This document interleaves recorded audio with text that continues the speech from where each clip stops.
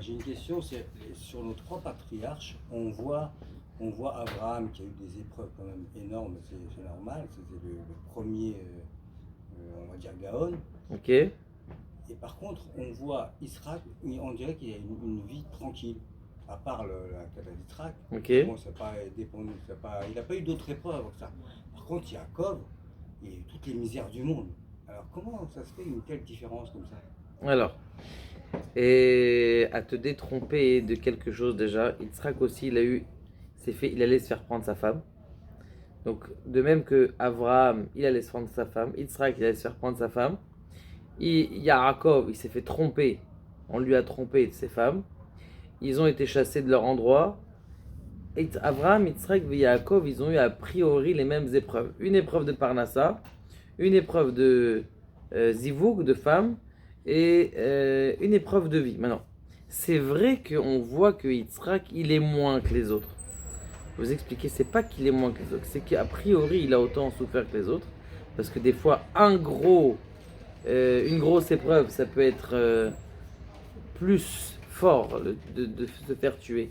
Maintenant, de se faire tuer, c'est peut être pire que les autres épreuves. Maintenant, ce qui se passe, c'est que on voit en long Abraham, on voit en long et très long Yaakov, 3 parachutes sur Abraham, Lech Lecha, Vayera, Chaye Sarah, 3 parachutes sur Yaakov, Vayetse, Vayishlach, Vayetse, Vayishlach, et il y a quoi encore?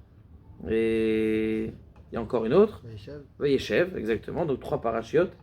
Et Yitzhak, Bekoshi, à la fin un petit peu de la paracha de Vayera, on voit là Kedat Yitzhak, un petit peu Toldot, on parle comme quoi il a pris avec sa femme, Rivka, c'est tout. 3 parachutes pour Abraham, 3 parachutes pour Yaakov, on va dire les stars de la paracha. Et Yitzhak, on n'entend pas. Comment ça se fait? Donc c'est pas qu'il a pas souffert, c'est qu'il a souffert comme les autres. Maintenant, ces souffrances étaient des souffrances qui étaient concentrées. Maintenant, pourquoi c'est comme ça et pourquoi on ne parle pas autant de Avraham et de Yaakov que de Yitzhak? Surtout que Yitzhak, lui, c'est le seul qui a vécu à 180 ans. Alors que Avraham, il aurait dû vivre jusqu'à là-bas, mais on lui a diminué juste pour pas qu'il voit et savent. Yaakov, on lui a diminué ses années parce que il a dit mes années, elles sont misérables. Yitzhak, en vérité, ce qui se passe, c'est que il y a une mida, c'est-à-dire un critère et une généralité que chaque patriarche il a dévoilé. Abraham, il a dévoilé dans le monde la bonté. Maintenant, une bonté extraordinaire. Yitzhak, il a dévoilé dans le monde la rigueur. Celui de se faire immoler, Maintenant, comme la rigueur, c'est pas quelque chose qui se dévoile. Tu vas pas dire à tout le monde, soyez tous Yirat Shamayim. Est-ce qu'il y a aujourd'hui un rave qui parle de crainte de Dieu? Je vois pas, je vois les cours des titres des rabbanim qui passent. En général, c'est aimer Dieu, la simcha, c'est plus Avraham. Yitzhak, la crainte de Dieu et tout ça. Les gens t'entendent des fois des rabbanim à la radio qui commencent à crier comme ça. Tu dis, oulala, c'est peut-être pas pour moi ce inyan-là. Et d'ailleurs, c'est ce qu'il dit le Rav Arush, c'est ce que je voulais vous dire, c'est qu'il y a une différence entre Noach et Moshe Rabbeinu. Noach, quand ces gens de son peuple, ils ont fait des avérotes, il est réprimandé de façon très très forte. Alors que Moshe Rabbeinu, il dit c'est l'achna la avonazé. Il a dit qu'il y en a un midrash qui dit que pendant 40 jours, il disait transforme le bien, transforme le mal en bien. C'est-à-dire transforme la avera du. Pendant 40 jours, il disait, il juste répéter ça. Ta'afor mira letov. Dans un autre langage. Mais ça veut dire c'est ça qu'il faisait pendant 40 jours. Et Moshe Rabbeinu, le nom le plus répandu aujourd'hui en Eretz Israël, le plus donné, c'est Moshe. Et Noach, bien moins.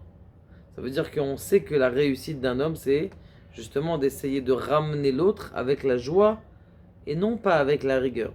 La différence entre Moshe et Noach, qui en vérité étaient un, le Gilgoul de l'autre, c'est que Moshe, il a ramené les Juifs, ou il a prié pour les Hébreux avec simcha, avec joie, avec miséricorde, alors que Noach, lui, leur disait, vous allez périr, vous allez avoir le déluge, Dieu il va vous envoyer des galères. Donc c'était plus comme ça, et donc c'est pour ça que ça n'a pas été écouté. Abraham, c'est le chesed. Yitzhak, la rigueur, c'est pas quelque chose qui est poré, c'est pas quelque chose qui se dévoile. Donc ça paracha, une toldot même, c'est que une petite paracha. Et après, les parachas de Yaakov, c'est l'équilibre. C'est quoi Yaakov? C'est la tiferet, ce qu'on dit en Kabbalah. Et tiferet, c'est quoi? La tiferet, c'est la splendeur. La splendeur, c'est l'équilibre entre le chesed, la bonté, et la rigueur. Pourquoi c'est la splendeur? C'est l'équilibre entre le chesed et la rigueur. Qu'est-ce que tu vas dire? C'est splendide. À part The Mask. Qu'est-ce que tu vas dire? Ça, c'est splendide. C'est quoi? Tu vas dire, par exemple, un beau Aaron à Kodesh. Tu vas avoir de l'or, je sais pas, une création d'un orfèvre, une belle construction, un beau bâtiment. Tu dis, c'est magnifique. Dans un bâtiment, tu sais très bien qu'il y a deux choses. Il y a la construction basique, ok, qui est facile, ce qu'on appelle le chesed, faire pour faire. Et il y a quoi? Il y a la finition. La finition, ça c'est un autre part de manche. Maintenant, la finition, ça demande un directeur des travaux finis. Ah non, là, vous avez laissé du béton. Là, vous avez fait un parpaing qui dépasse du binyan. Là, vous avez fait la fenêtre, au lieu de la faire à 1 mètre, vous l'avez fait 2 mètres plus tard. Comment est-ce qu'elle va s'ouvrir la fenêtre? Donc ça veut dire là, il y a de la rigueur.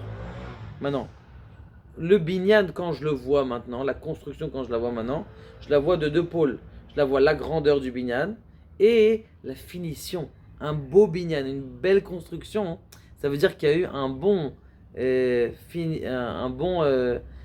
directeur de la finition des travaux qui est là, qui a donné la splendeur, qui a donné la rigueur à la construction, mais qui en vérité a fait de cette construction la splendeur. Ça, c'est Yaakov. La rigueur, on ne peut pas te l'apprendre, c'est à toi toute seule de te la faire. C'est la vie d'Yitzhak. C'est le don de soi. Ça s'apprend pas. Tu peux pas le dévoiler, cette chose-là. C'est quelqu'un qui travaille sur lui-même. D'ailleurs, il y a Yitzhak qui a travaillé sur lui-même. Il s'est laissé faire, entre guillemets. Il a dit à son père, vas-y, tue-moi. Mais je me laisse faire. Attache-moi bien. Mais je me laisse faire. Abraham, c'est l'action. Yaakov, c'est l'action dans la finition.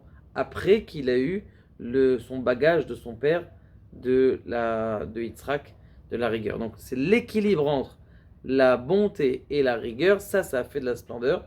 Et c'est pour ça que Yitzhak aussi, c'est vrai qu'il a souffert, mais on dévoile moins son message, parce que c'est un message qui est personnel. Baruch Adonai, la olam